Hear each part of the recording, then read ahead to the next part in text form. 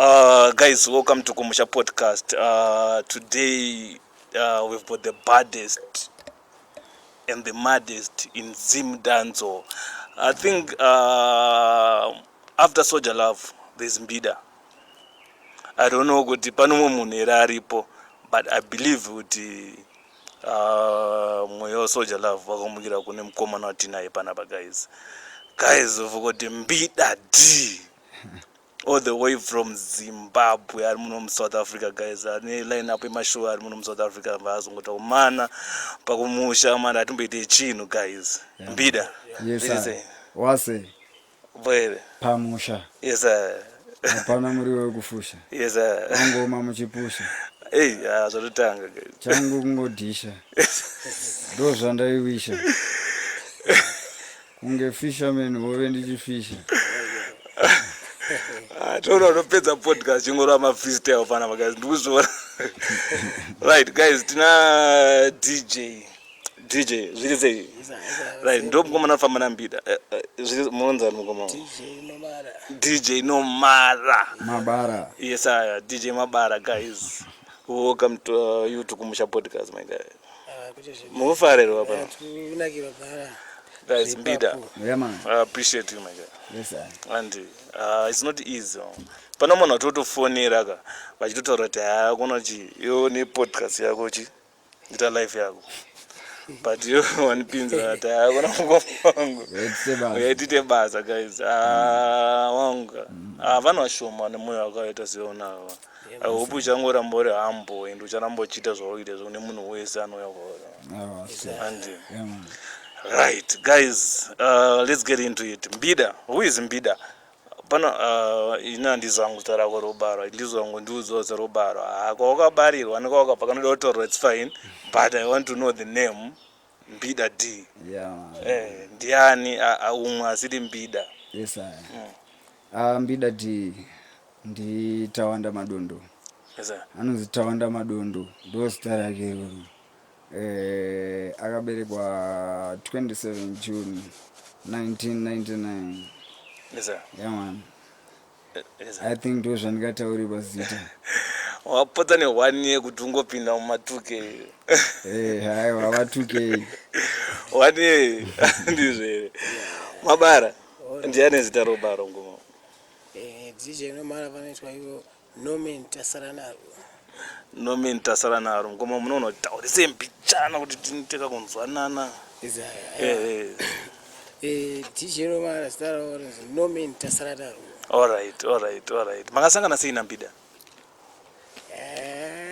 Tisangana naMbida ndakambenge ndine studio kudhara.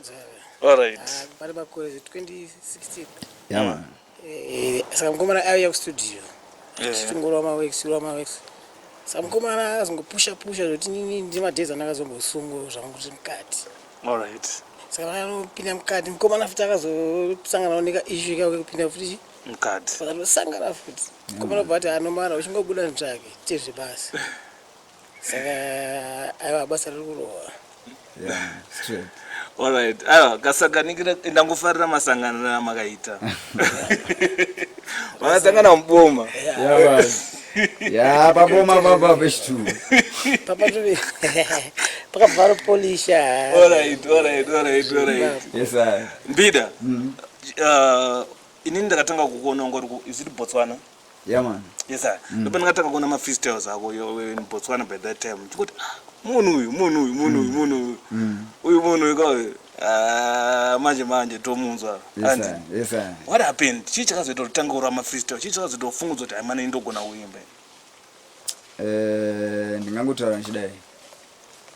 I was a soccer player. All right. Ndaitamba bhora ngoma. Kwete bhora rere kufungidzira. Aiwa ndaitamba bhora remachokwadi.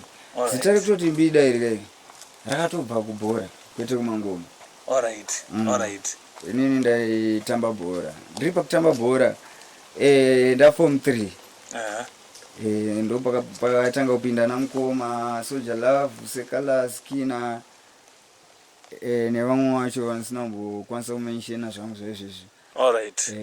Ndo pandakatanga kunakirwa nemangoma nichingoteerera mangoma but ndiri kuchikoro kwakuya ndaimboti pamwe pacho futi ndisiri kuchikoro ndiri padheni ndichigeza ndombotanga kuteedzera amwe manambani asoja love because achibaba ndo chandaifa nacho chiteerera mangoma echibaba chichi ndichiimba ndichigeza chichi ndikaenda kuchikoro ndichingoimba chibaba pese pandiri ma-earphones chibaba pandazongotanga kungofunga kuti chibaba zvinhu izvi chinozvibatanidza sei ona but kutanga ndaitira kunge ndikupenga because vanhu vaisazvitambira nekuti zvigamuchira because ndaiimba ndichiita noise ndichiimba futi fast because ndanisati ndagona kubatanidza zvaita mukuru ndaimba fast ndichiita noise ndichiita sei saka vanhu zvaisavanakidza zvaitova bhohwa vachita iwa mukomana ngadzokere kupi kubhora aitogona ngasiyana nekuimba but mwari vakangoramba vakangondipa chivindi chanandangonacho panguva iyoyo ndatanga kungoramba ndichingotedzera mukoma ndichitedzera pandambofungawo kumboenda kukastudio pandaenda kukastudio pandamborekodhawo song yangu ka1 vanhu vatoteerera song yangu pe areas kwaifirids vanhu vakutonakirwa chichi mbida vabva vanipa simba neconfidence pandabooster confidence plus mukoma vaiuya kakwaifirids andokwanzwa chiti haifirids musha mukuru ndokwavaigara vari mukoma wangu ndaimbosangana navo mukoma chitomboonесana namukoma mukoma ndokufarira chichi ndoda kuti muzomboimba neni chichi mukoma sauri unomuziva mwangu anga ari friendly zvisingaiti anga asina wanoti uyu anomaka kana kuti ndiaitomakwa ndaitaura namukoma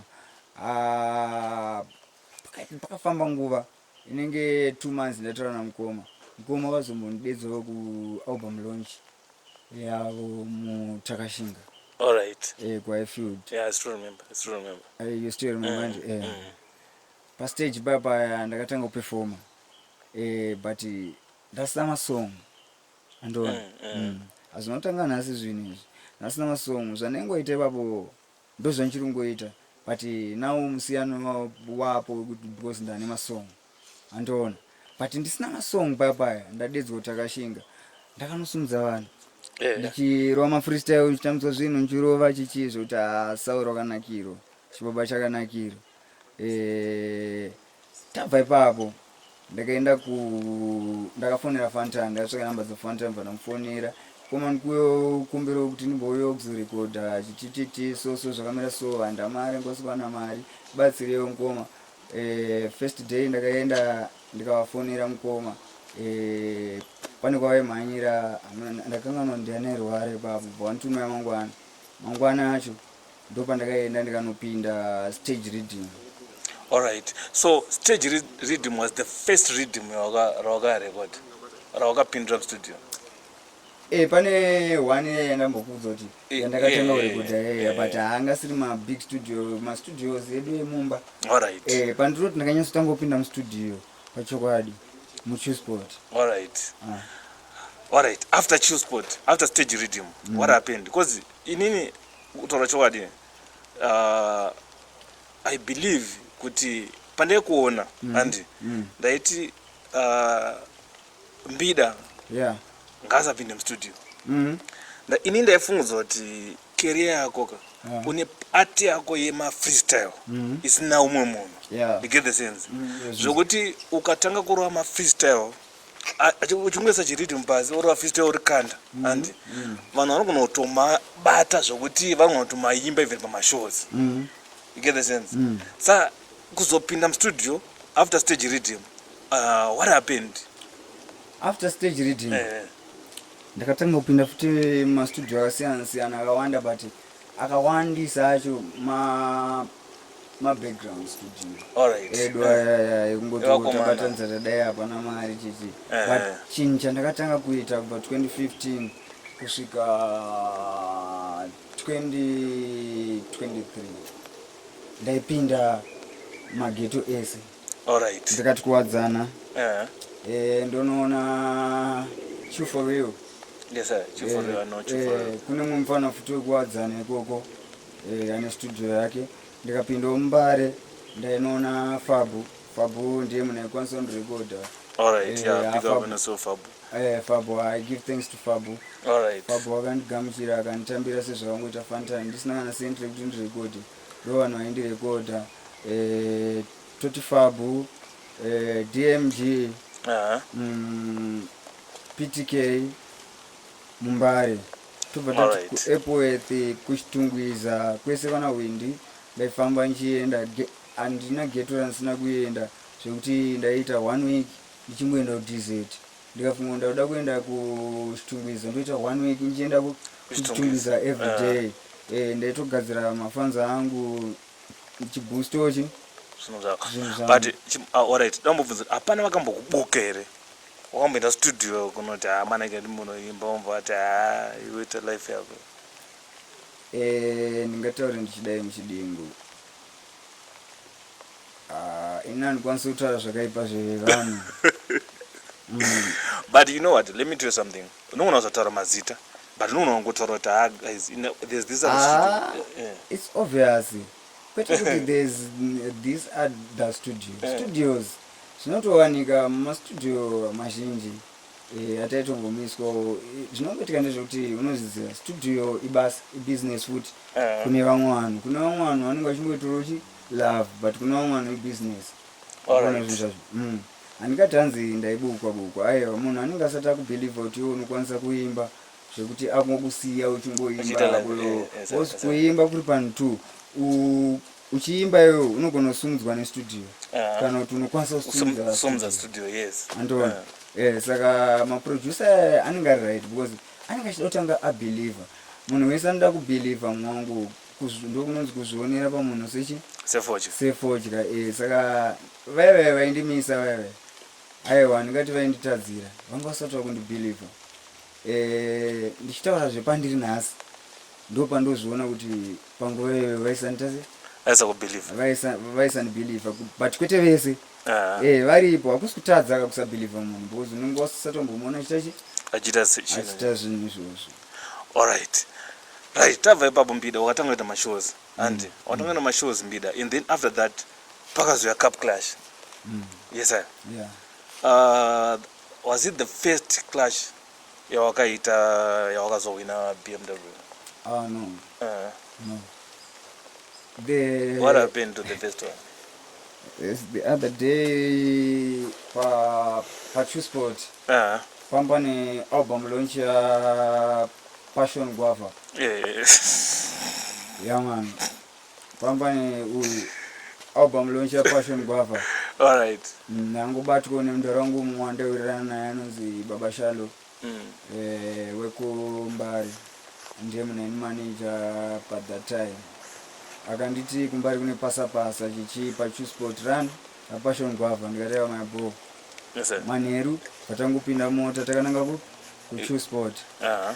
Ku Chusport ndakaimba zvekuti ndakaimpressa munhu wese anga ari papo ma artist ma producers zvese nema fans nema promoter anga aripo panzvimbo kana Passion Guava vangu anda kunyanya waone papo kana mixa but vangu aripo vaitoona dance ndakarova kusvika ndapedza ndakabuda pa stage ndakadzika pa stage vanhu vachiri kundida saka pakudzika kwangu pa stage vanhu vangonditevera vakawanda zvekuti takabva ndafambisa vandaenda kuti vangu nemotikari vandasvika vanogara kwakwa Fantani aidedzera pamaiki kuti Mbida dzoka kunoko kwakaita dzinenge 4 minutes ndichitadza kudzoka pa stage vanhu vachivharira ndiri kumota because mota yanga yakombo kudzoka kwangu kwainetsa because ndakavharirwa nevanhu saka mukoma vaisazviona vakafunga kuti pamwe hameno zvanda kutiraya kuita inini ndo pandakadzokera pa stage bhavati vadon pa Clash nimfana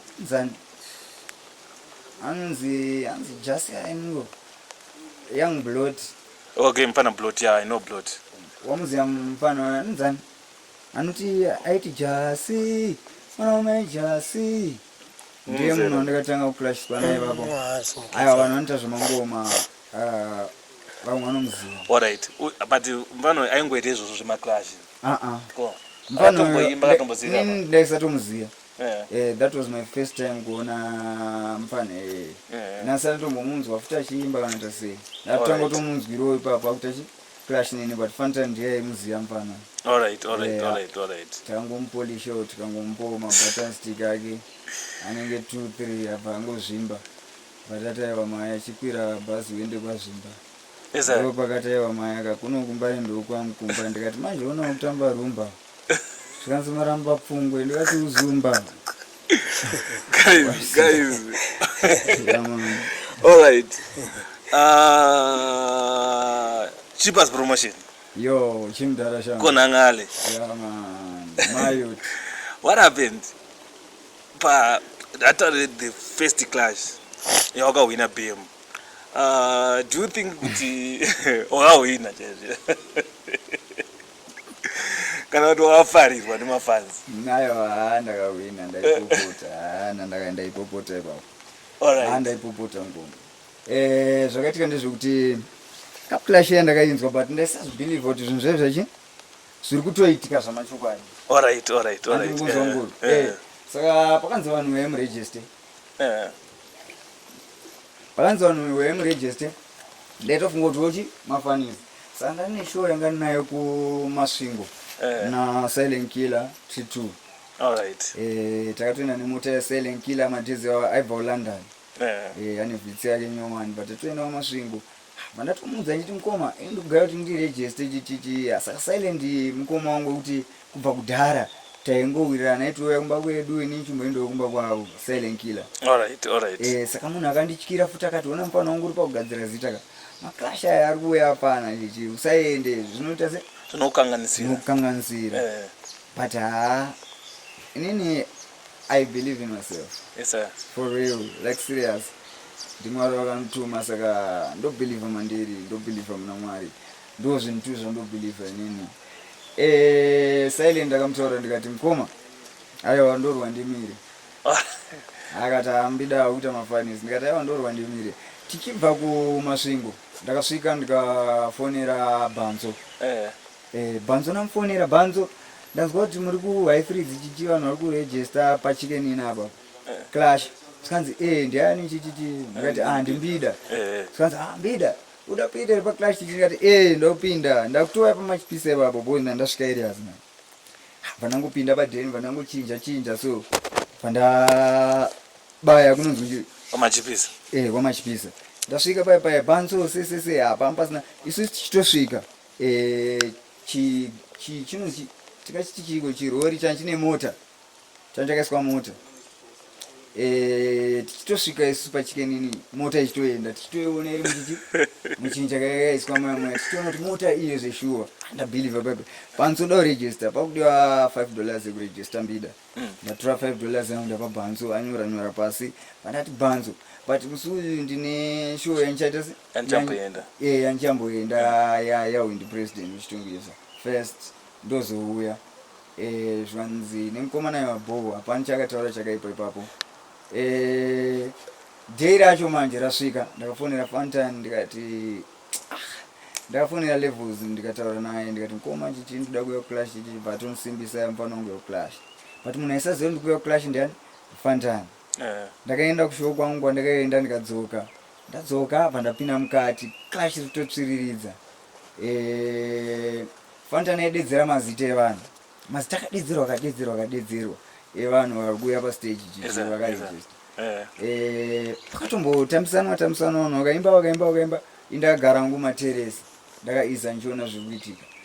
Funtime ari pakati paipa akazoona zita rangu kupedzera zvakamushoka akati kungona register nguvayi ndezveshuwere kana zvekunyepa patoshedzera mafans kuti mukuziva kuti ndiana register iri panapo wanda kudedzera chichi pati mbida d pakanzi mbida d ndakafara ndakanzomuna wangu kufara mafans akanakirwa through marounds aya nambokutaura kuti ndairova DZ tichitungwiza kwesa hapana kwanisina kuenda every ghetto vanotozviziva handikanyebere iwewe kana unyebera mafans angu because zvandiri kuita panapa vachatozozviona. Ndakaenda kwese saka paipa ndakadedzerwa confidence dzangu dzakawedzera kubva ndandine 100% dzakabva dzasvika ku900 ndakazowedzera 800. wanzwa vanhu vapopota mared bull mvura ndichiuya ndakagadzirira ndaida zveshuwa tamsana navakomana ndatamisana navo kuna ngala apinda mukomana haatamsana nawo kuna ngala abudisa vanhu vakawanda kapaklashia akabudisa vanhu vakawanda kuna ndo clash yekwa Pogba ndi ndo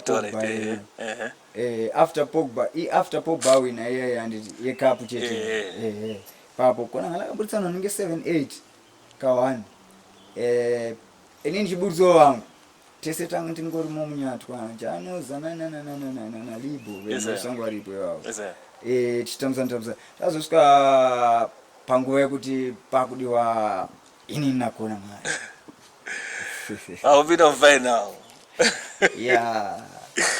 vafambi vamadeko alamboloko asi chibondiudza wangu something kana zvafana musi weclash andi inoda mune maka unongori under influence kana kuti ingotori smart jet like itori straight andonyasonzwisa kama kuti pana munhu anoti inini andikwanisa kukwira pastage kana ndakaro ndisina kubatwa andi ndozvandikuti pastage pepe yange tori straight here kana kuti ndosanda kutaura dai pane chimwe chinhu chandakarova ndachitaura pa3 Red Bull mvura ndakaizira inini handina kunzanzi ndoenda pastage ndakadhakwa aiwa inini handiende pastage ndakadhakwa vanhu vanotononge ndakadhakwa but ndesina kudhakwa ndiri pakuda kuimpresa mafanza angu kuti ndise energy rese ndikwanise kuita zvese zvavanoda mafanza angu inini ndishandise madrugs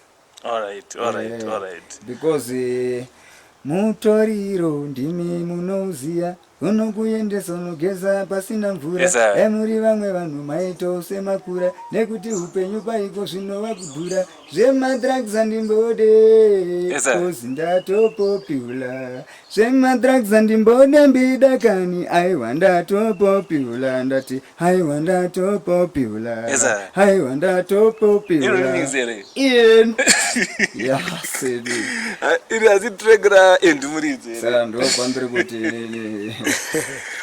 say no to drugs. Ndakumbira kambo aka kuti aiwa maya hatisikuda kushandisa madrugs tingatoshandisa mvura Red Bull Dragon nezvimwewo zvakadaro pana umwe anobatawo mawhisky madiski zvimwe zviri hiski zvekuti rinenge ratobhora roziski waizi guys mazvinzira kubva ngomana abate madrugs tozoti panoona uya mucomment section ati mpida anorova madrugs mirano ataura ega kuti handirove madrugs dj ndizvo here arove madrugs angomana zvekunyeba ngura vaimborova akasiya alright asi maimbobata ngomo ndaimbobhema chamba ndaimbobhema alright kushamira chi ngoshamawo zvako watasa mainterview angu mazhinji unotoona kuti ndendine mvura. Alright. That's good, guys. You know what? Kana ukaona uri influencer usingakwanisa kutora zvinodhaka guys and uto influencer even mafans ako and kuti vaona kuti no, this is not the right way ukubata and I appreciate you for that because vakawana ma-artist ndakainterviewa ma-artist akawanda anotoita awo kuti mutangwa ndimbonditengera 6 pack rebrongo timutangwa ndikuudzaka ndisanaenda pa ukubata but uya one munhu ataura kuti haini ndomwa mvura you get the sense guys mbida for you and mbida pane nyaya yanga ichinetsa manje ana Colorful mabhebha aya aumburudza akumburudza ipa internet what happened? Is it true?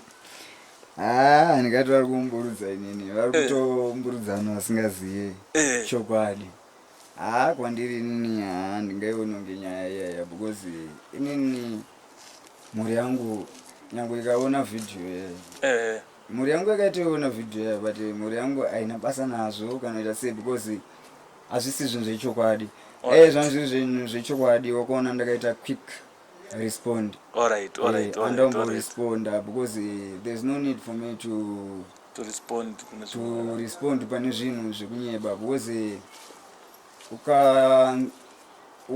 ukada kuvhura imwe inonzi interview yakaitwa Maloti vanhu vaya vese vari vaitotama naMaloti zveshuwa ende Maloti nini ndaitomboonana naye sister yangu ndongomona sister yangu Maloti akambotaura paiwana akatotaura kuti mahura aya anoti akabata mari anofonera Mbida vanotorova mota nedzevanhu vanotokumbira kuti vainonotora mbida. Alright. Saka ini ndakazoshamusika vachitaura zvema500 ndingape munhu 500 achivhotuza mbida. Iwewe kwakuri UK ati wabva UK wakasvika uchienda kumberi. Ona ka ndo zvandakudza po pakutanga kuti that's why I didn't respond to that. Because achizi chokwadi dai chiri chokwadi ndakaita quick respond kuti ndivhare ma1 pa10 but andama1 andovhara because achisi chokwadi. There's no need yekuti nditambise time yangu inini ndichida kufokasa nezvinhu zvekunyeba. Utaisira mbiri vanhu aya. Inini that's what I think. Kuti if it's not true leader, which means it's either it's a script yakanyorwa from the interviewer and kusvika kune vasikana vacho vainterview.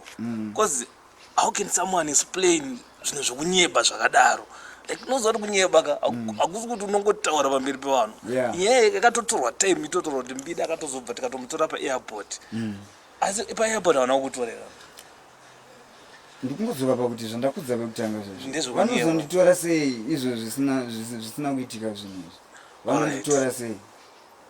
Guys, mazvinzwira from the man himself. Ende inini pandakatosvika paairport dzanziri 2 manheru waiziya kuma 2 pakati peusiku vanhu vakati vazonditora inini muzukuru wangu anonzi Midza ndiyo mandakasiyira Gusheshe Bhima ka isina fender aiwa yaane fender slender bender big up to Lavender desire agenda asi Bhima isina fender waona saka ndandina mukoma wangu dadza ndunge pumako ndo vanonga nawo sekuti pakatouya vanhu kuzonditora inini ndandine boys pamba sina kana mafesi akadaro plus ngati ite unge zvedu tunoita zvebasa redu tombosiyana nevanhu vakangoda kutsvaga maviews. Isusu hatisiri pakutsvaga mbiri kana kutsvaga maviews asi tiri pakuda kuimpressa mafans edu nekunakidza mafans edu because chipo chedu isusu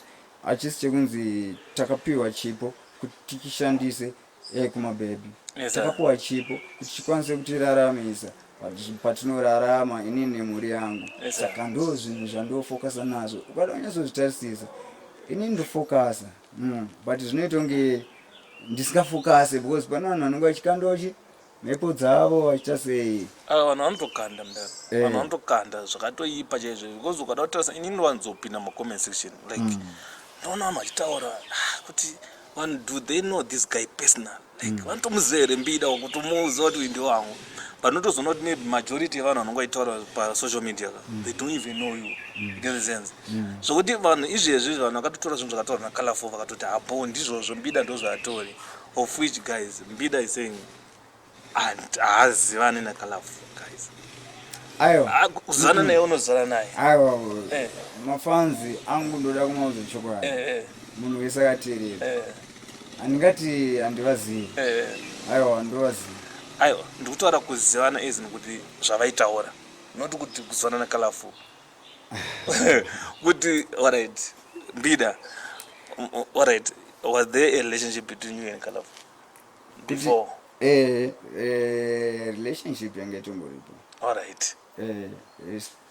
Yange tomboripo but pane nguva yandakazongoona kuti aiwa apa tiri kurasika sibeta kuti titsvage mari tipe mhuri kwanise kurarama. Ndine masistrani ndiri nherera zvangu but ndino dzimwe hama dzangu ana tete ana sisi vanoda kuchengetwawo nini anenge vatasira pandiri because vanotoziva kuti mukomana mashows anomawana anopuwa mari. Saka there is no need futi yekuti nini nditi mari yandawana ndakudya nevamwe vasikana vasiri mukadzi wangu anondibikira anondivachira.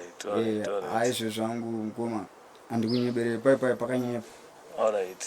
Ende vakatozokanganisa pakuti zvavakaita baba vakazviitira godo. Igodo waona because ndiri munhu wekuti hapana munhu asingakanganisi. No one is perfect. Ukabvunza kana Fabu vanotokudza kuti handisi suspect. Nditori munhu wekuti futi ndaida kutoitawo prefect. Zvazotadza kuita perfect. zvakazotadza but aiwa handikunyeberei ndokupromisai kuti hamfe makaona zvinhu zvakadaro futi ndiri munhu ane mhuri hapana munhu asingakanganise futi but kumafanza angu I promise kuti hakuna futi zvinhu zvakaitonge izvezvo tichawanikwa inini nanhanguva yekutaura nezvenyaya yevanhu vaya vamwe vanhu vachada kundiinterviewo futi ndokurudzira kuonesa futi kuti nyaya idzi hadzisi nyaya dzebasa rangu inyaya dzavo ende nyaya dzebasa ravo because ivo ndo vakatoenda kwakura inini handingapi problem Sparks Sparks hangofanemi ngoma zvekuti Sparks haana chakatadza munhu anenge achita basa rake anenge ari pabasa but ava vakauya kuna Sparks harisiriro basa ravo handikuona saka vanhu vari kutodzungaira vari kupenga because havasi kuziva zvavari kuita harisi basa ravo raya vanoita nezveizvi kuti vangade kuitwa interview yei guys I think mungona patorona mbida ka panhu pane gara ndida kuti ndichiti ndichaona munhu anotaura ipapo pekuti munhu akauya panapa handi akataura zvaataura hatisirisu mainterviewer tine problem mbida akauya panapa akati inini ndakadanana namaloti handi ndimbida namaloti inyaya yambida you can't persecute me just because of ndaposta kuti mbida ataura kuti ndakadana namaloti handi hatizive zvinoitika kubackground guys that's why mbida ataura kuti anhu vakataura vakainterview vakataura zvayo kana vaitsvaga malex kana vaitsvaga chii it's up to them and DJ Sparks is not involved in any way guys, it's just an interview. I to interview one guys. Respect to Sparks, big up Sparks. Yes sir, yes sir. One on push Zim Dance music. For now, ndo wana to push Zim Dance Sparks and Zigo. Respect. Yeah man. DJ, mambida kukomenda banyana Kalavo. What happened? What do you think? Has mambida kukomenda banyana Kalavo. Andingachi kukomenda but sachi kungota chokwa zvazviri. Ngona vasikana veve. Ndinenge totsvaga content. Asai vanhu vangadana nawo. Angonzi ari kupisa zvanhu zvanhasi. Angona ndingo vatovese nechi. Vana. Saka kuti vana ava maurezi mdance wana basa basa mbida waya maurezi mdance vanonyangadza mawai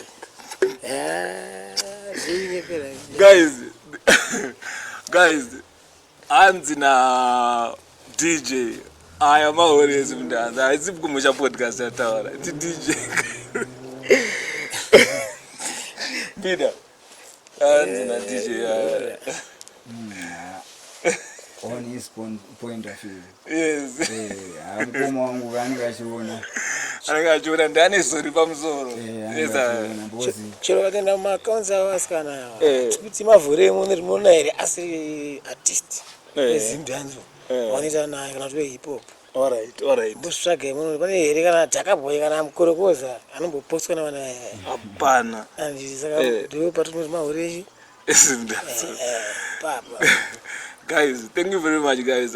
Mungona ndichi guys mukaramba mujisubscribe, mukaramba mujifollow, mukaramba mujishare guys. Toramba tichingoitawo mainterview nakomana chingodaro kuti zvinhu zvacho zvirambe zvingoendeka guys. We are here to entertain you guys. We are not here to destroy or kuti tizotaura something bad about my artists kana whoever or anyone guys. But sometimes we comment pane zvinhu zvine zvataurika kuti guys this is bad and this is not right. Umbata. Mbida, this is 2025. Is there anything new? Machune music. Yes sir. Strictly music.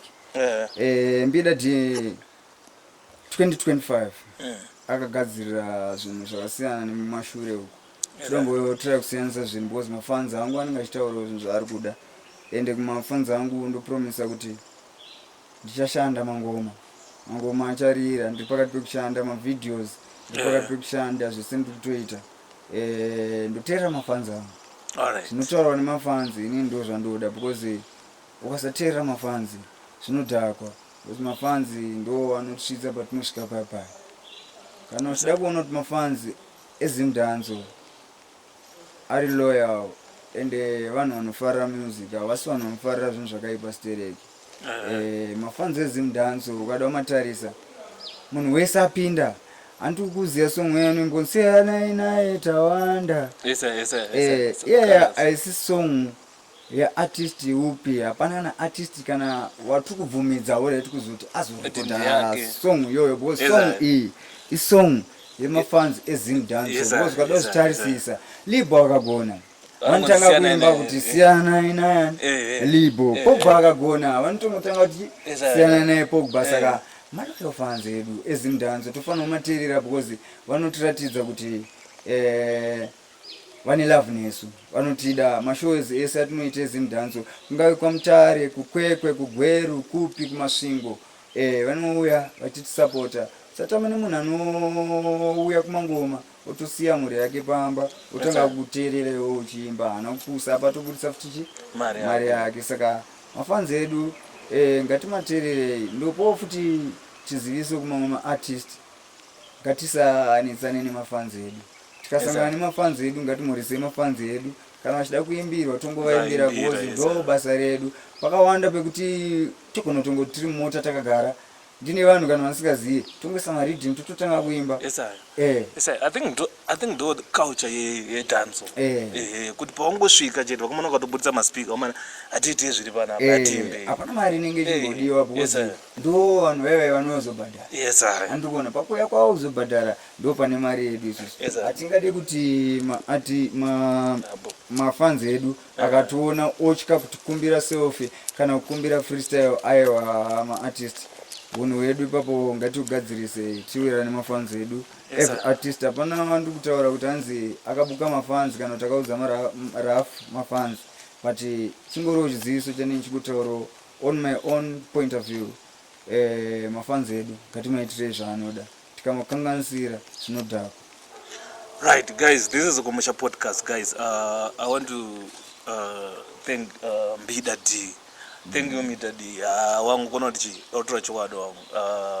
I've been looking for you for a long time. And but just because sometimes nyoti in Zimbabwe, we're in South Africa, atizokwanisa kuti timboita tichisangana, guys. But I appreciate kuti nguva uri panapa nguva yako cheche yekungoti wazongoti ngoma wangu atiite chinhu vakawanda vanhu vasikakwanisa kuita izvo. Mbida zisati taenda panapa nandini uda kutipa chii? Uda kutipa song nyowani here? Uda kutipa freestyle? Uda kutipa chii? Uda kutipa kaizvi zvinyowani kana kuti uda kutipa freestyle? Fabu maiki yako. Ndakanzwa vamwe vachitaura nyaya sura yako ndakumboitonge nambodzosera pane nyanga ndakangana pana chipazi ndakanzwa vanhu vachitaura kuti chipazi mota dzanopa vanhu dzakadhakwa mota yaanoisa panzvimbo neanozokupa iwewe hazvakasiyana. Guys satame nemunhu anowinisa munhu motikari. Mangoma anongoitwa mafanzi maartist ziva kuti anenge apuwa mari. Maartist anopuwa mari kuti show itwe. Saka ngona chipazi kutokuridza mota it's out of love. It's out of love. Big up yourself, say Chipazi. Chipazi ape vanhu mota dzakadhakwa boys. Mota inofanira kuserviswa. Mota ndomunotoichengetedza muridzi wayo. Ukanota mota yangu apa lavenda pasina fenda. Ndoda kutsvaga mari toisa chi? Asi chibodudza. Vanhu vanouraya mota. Haisi mota yaMbida chete kana kuti yangu iri light inongofa. Mota dzese dzinongofa. Zvinoenderana futi nemabatiro atonoita chi? Majago. Asi nyaya yefenda iyi yakatobvere yaitofamba isina fenda mati. Aiwa yaisafamba isina fenda. Chii chakaitika? Ndakaenda kwaChipazi. Nakona ngale tinoita meeting yatakanoita. Kona ngale akaputikirwa nevhiri rake ari pakati pekuuya. Pandafonera mukomana ndauda kusvika kwaChipazi waita sei svika ndaputikirwa netai chichibva ndaenda pananotora mukomana. Ndatora mukomana bva kwaChipazi tabva taita meeting yedu tapedza. Ndakafonerwa nerimwe dhiri naBoss Gaga paGulf. ndikaona kuti nditi kona ngale hande kuna boss gaga azvizoite asi mota yake pandati DJ perekedza kona ngale ndo vakomana pavo vanosangana netsaona mota nguva yakatoita tsaona akatona ngona ngale piwe vanoziva kona ngale vanozazodaro iwewo ndiwe ungotori mota payakaita mayazo wautanga kutiimbira but bovu ndinozimudanza wakaucha aiwa zvezve ibasa ndokaucha yedu yekuzimudanza ndokutotitonakiza imwe ndeitongotaura kuti muridzi weru unasira kutambusa mari angoro malyrics nechichi waize chant after chant but anyway boys mota chipaza akakupa mota ngatichengetedzei mota kufamba zvakanaka nemota inodadirwa fuel mapampu anodhakwa mota inoda service mota inoda kupimpiwa kutochitenga utunhu tuduisaisa ukanzwa kuti padai chakati woisa manje ukangoti mota ingofambe ka everyday boys isina service kwe isingaite sei mota inofanira service kwasaka big up yourself cheapest promotion kwezaiwa chimudhara makasimbisa kuti tifambe nemotikari kuda kwenyu dai musina kufunga izvozvo panguti titorina motikari saka mwari ndiye akatipa imimi big up yourself cheapers again cheapers promotion respect me don aiwa cheapers arita zvino guys ona mvura yacho inenge yada kutinyanyira mbida toisa rhythm abo hapana garimbotsvakira mukomana hatizodada kuti pazvinyowani kwatoda kuti pachi but I hope right yo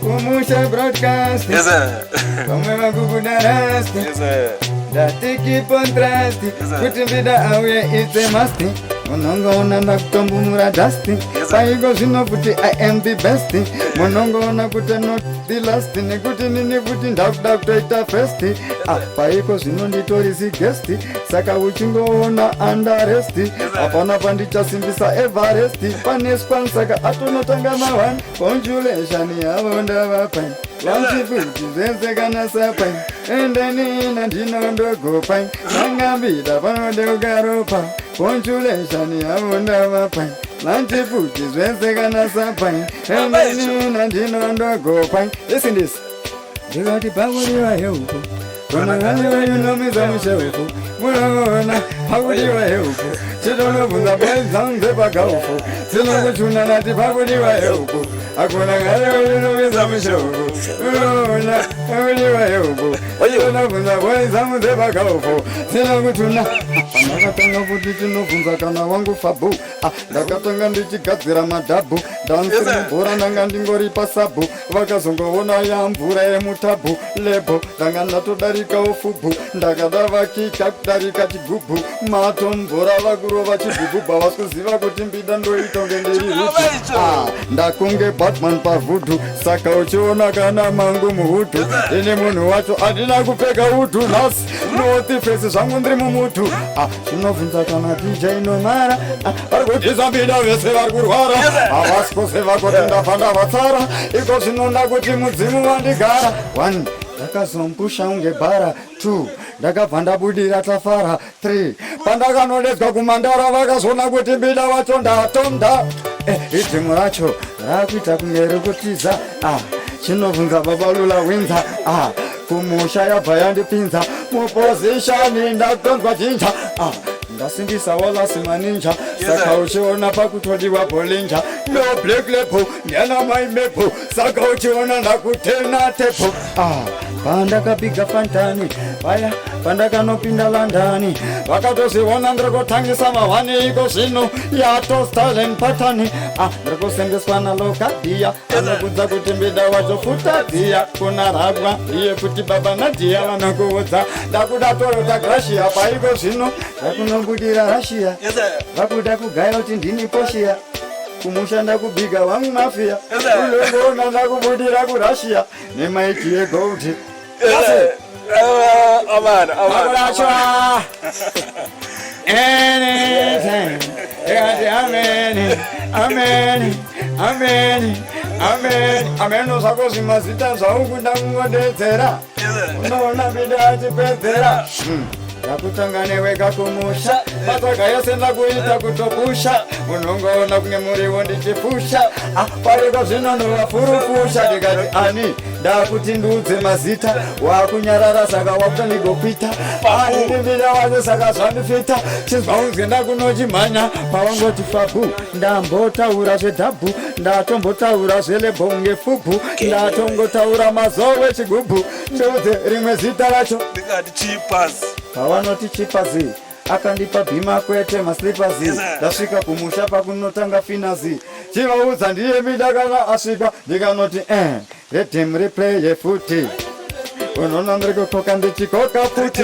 aivo ndikoti panaye rich and famous paiko zvino pakuputika unge gasi ndasvika futi kana pabrodcast vaudzi iko zvino mbida it's a must rimwe zita futi kandatokmirira taura fast haigona kundityira munongona ndimwari futi vari kundigwira taura futi ndinzwe ndini mbida wacho wati tapelo kabana nogaya tumelo pakatogaya futi bebi rangu melo vadaira pafondi vakungonditi helo avakuziva kuti torikisa njelo ndikati vavangonodedza ndiye kwindi vakutodiwa dhadzadi venkidi kana dhadza vanokuodza futi kana sojadi paiko zvinoasiyavarisi taura mazita chakunetsati chingodedzera ndatova uchi usatangise zvausa kungakwanise kupedza kana mbida apa hasha ingomutaurira kana munzeve ingonomutaurira dedzera rimwe zita rau kudaaaaaaaaa kunanhale yamusimbisana bhule chinobvunza kana vangu chale paiko zvino futi pakudiwa pale kana indauya ndabva ndanomhanya kunobhega natasha nekotembeda wacho ndatomkwasha bora ndiri kutacha semasoja vari kumacha ndongona vese ndavakwidza mumuhacha vana yekedha ndikerolaini anokudza ndiri kudhonza tambondotitwaini iko zvino ndaaslinda kunge apalaini nokuona tera ratokana kumalaini vakundidedza voti baba braini zvimangoma zvakupisa kunge aidi munongona albert einstein ndiye bida wacho saka zvandinoitaini nechivharo saka pana nharo ndange vavasharo kuramba ndakadaro ndongoona kuti straight just like an arrow ndini mbida wacho saka ndauya neraro ndangobata mvura. Yes, guys, this is Mbida for you guys. These guys, I think Zimbabwe guys, nambotaura zviro ndataura pekutanga guys kuti muZimbabwe I think patakasiwa na Mkoma Soja Love, rest in peace Sauro. Mbida is the next guy when it comes to Zim dance, guys. I appreciate you, my brother. I appreciate you, Mbida. Thank you for coming through to Kumusha Podcast, guys. Thank you for coming, TJ. My same piece, man. Guys, these guys, when I show you how to end, that's why. Can I tell you, Pizza? See who waits to go over.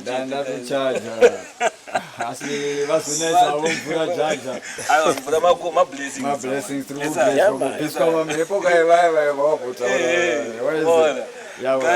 Guys, thank you very much for following Kumusha Podcast. Thank you very much, guys, for subscribing to Kumusha Podcast. Thank you for following Mbida D, guys. Mbida D and is new one for 2025, guys. Yes, get ready. Get ready for the dance or thing.